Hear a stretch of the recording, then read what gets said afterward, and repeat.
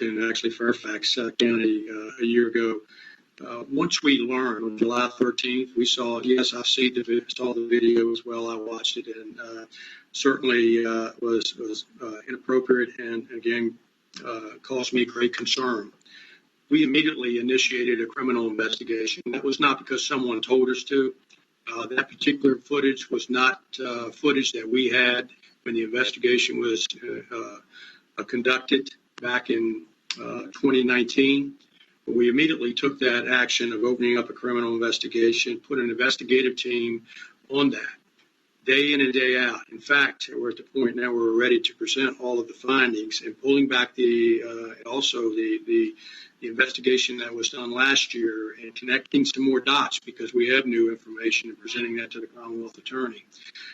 His office will be reviewing that. If it could be at this very time, sometime by the end of the week, that will be reviewed. And so we took the appropriate action there. We didn't wait for someone to tell us to do that. Had we known about that video a year ago, what you're seeing, what I'm explaining now that's taking place, what took place last year. And with regards to the officer, he is on leave. He was placed on leave pending the criminal investigation and follow-up administrative investigation with regards to his actions.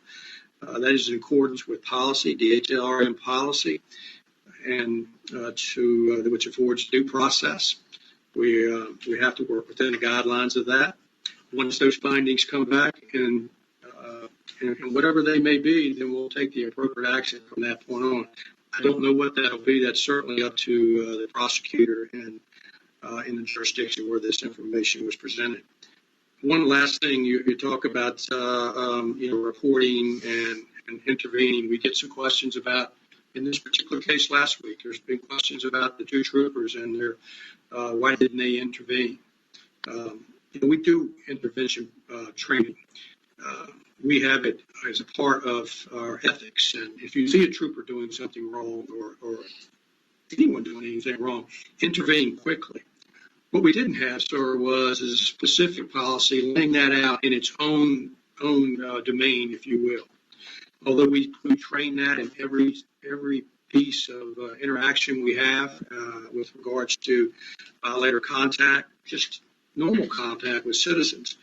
But we saw a need based on post-George Floyd and some of the other incidents that we see across the country. Not only the one that involves us from a year ago, George Floyd, but there are other incidents that we take and we evaluate as a staff at the training academy and say, what can we learn from this? How can we make our policies more robust? So we're actively involved in that 24/7. So with regards to intervention, our legal specialists right now, along with our academy staff, are working to devise a policy with regards to specifically laying out in its own policy with regards to intervention. Another police officer is on scene and sees something that's not appropriate. Thank you for that response. Delia Campbell, you're recognized.